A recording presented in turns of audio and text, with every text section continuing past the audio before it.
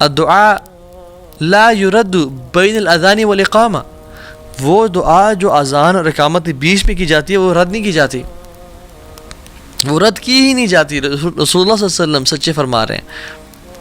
قالوا، صحابہ نے پوچھا یا رسول اللہ فماذا نقول یا رسول اللہ صلی اللہ علیہ وسلم، یا رسول اللہ پھر کیا کریں، کیا مانگیں؟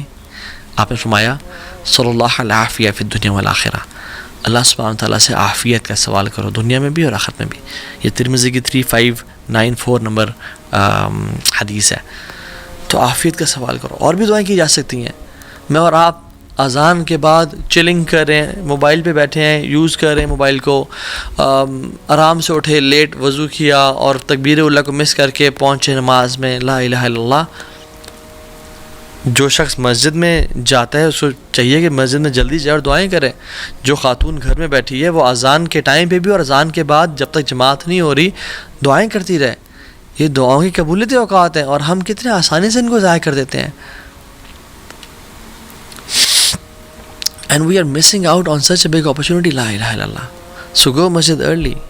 اور سسٹرز کے لیے make dua in the house. اور ایک اور اپرچونٹی اس کے بعد جب ہم نماز شروع کرتے ہیں اللہ اکبر اور ہم جب سجدہ کرتے ہیں تو سجدے میں ہم اپنی سب سے خوبصورت اور اپنی جو ماتھا ہے، جو آنریبل چیز ہے جس کو ہم جھکنے نہیں دیتے لوگوں کے سامنے، ہم اللہ کے سامنے زمین پہ لگا دیتے ہیں اور اللہ تعالیٰ کو یہ چیز بہت پسند ہے۔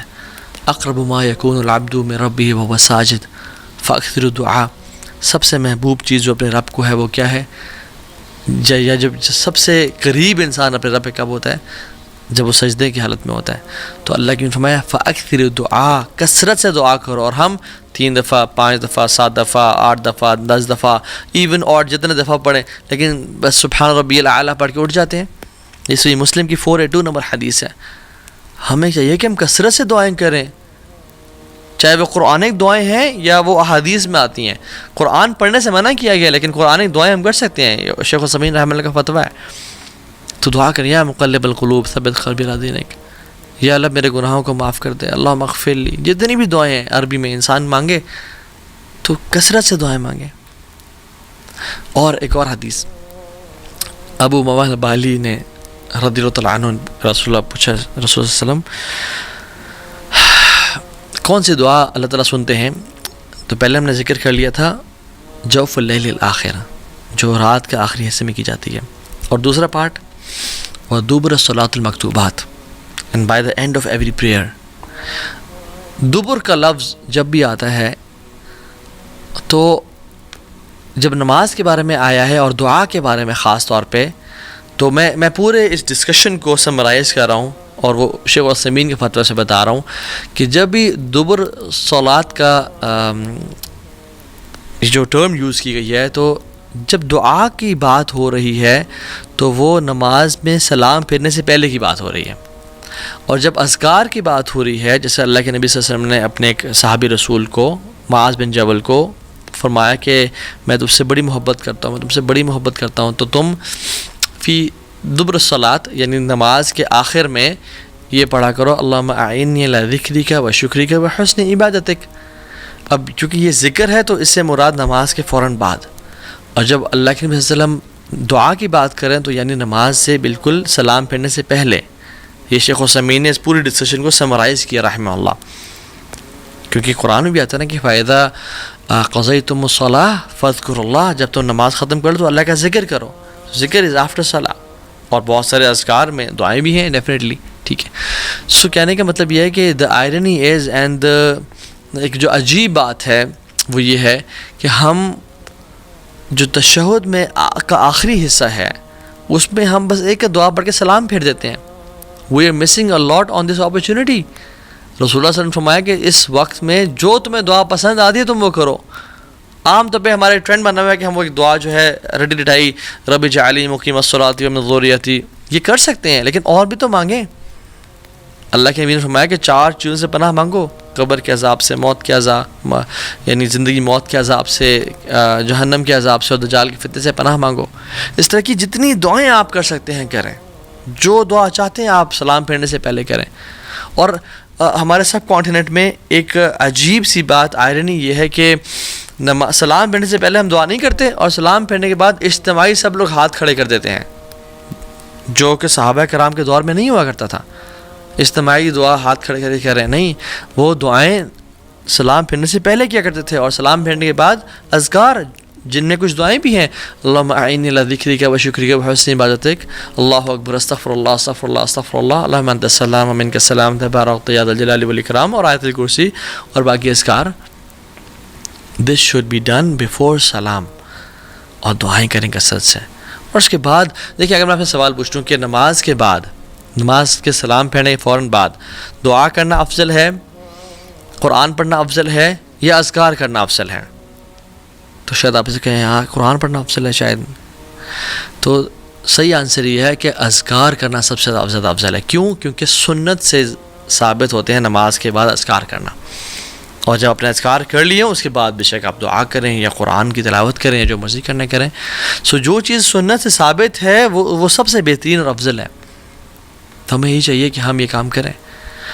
ایک اور مارننگ ہیبٹ جو کہ ہمیں کرنی چاہیے، اور جو اپرچونٹی ہے اللہ تعالیٰ کی ذمت میں، اللہ تعالیٰ کی پروٹیکشن میں آنے کی، وہ یہ کہ نماز فجر بعد جماعت سے پڑھنا.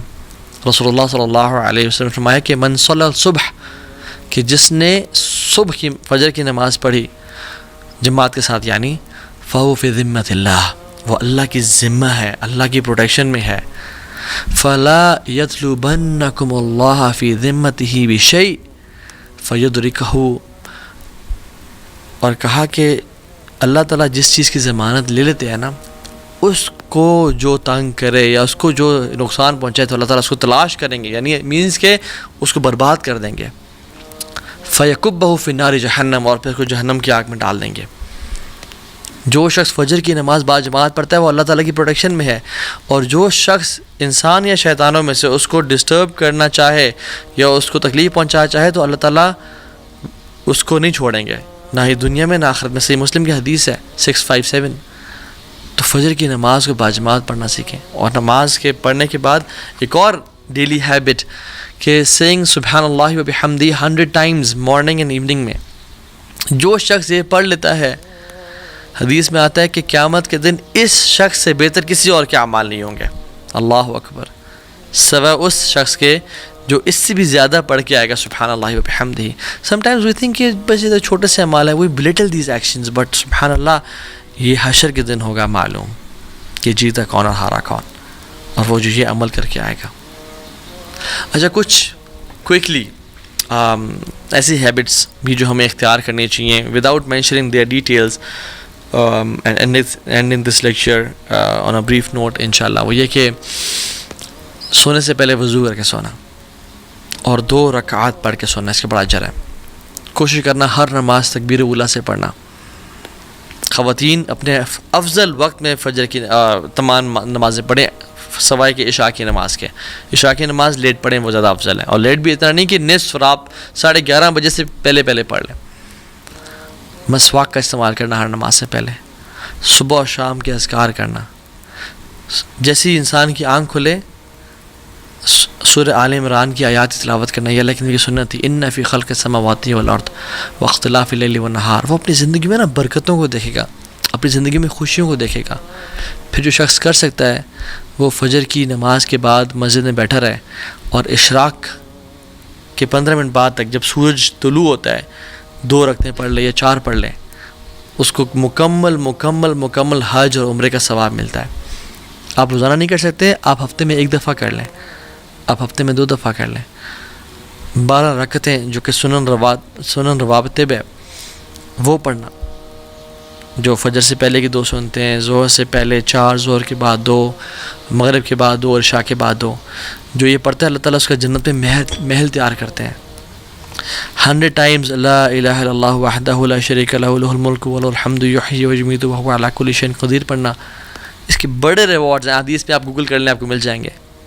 islamqa.info ایک ویب سائٹ ہے، اس پہ آپ کو اس ڈیٹیلز مل جائیں گی. جو شخص 4 سنتیں ظہر سے پہلے پڑھتا ہے اور 4 ظہر کے بعد پڑھتا ہے، اس کو اللہ تعالیٰ جہنم کی آگ سے آزاد کر دیتے ہیں. جو شخص عصر سے پہلے 4 سنتیں ادا کرتا ہے، اللہ تعالیٰ کی رحمت اس پہ واجب ہو جاتی ہے. جو شخص عشاء کے بعد 4 سنتیں، ویسے سنتیں یوزلی 2 کر کے ہوتی ہیں، ٹھیک ہے، مثنا 2 کر کے، لیکن جو عشاء کے بعد 4 سنتیں اکٹھی پڑھتا ہے، یعنی 2 کے بعد سلام پھیرے بغیر 4 کے بعد سلام پھرتا ہے یعنی 4 اکٹھے پڑھتا ہے, it is as if he has parade these 4 سنہ ان لیلۃ القدر. مختلف احادیث کو جمع کیا جائے تو یہ حدیث جو ہے نا اس کی اتھینٹسٹی ہمیں ملتی ہے. بہت ساری ضعیف روایت بھی ہیں مگر وہ حسن لغیری کے درجے تک, اور محدثین نے اس کی یہ بیان کیا کہ یہ جائز ہو جاتی ہے. سو اگر آپ کچھ بھی نہیں کر سکتے نا تو کم از کم جو میں نے ساری آج باتیں کی ہیں کم از کم ان میں سے شارٹ لسٹ کر لیں 3, کہ آج کے بعد میں نے قرآن ہر نماز کے بعد یا اس سے پہلے 10-15 منٹ پڑھنا ہے. کوشش کریں پہلے دعائیں کریں اذان سے نماز تک, اور نماز کے بعد قرآن کی تلاوت کریں 10 منٹ ہر نماز سے. امیجن اگر آپ 10 منٹ دیتے ہیں ہر نماز میں تو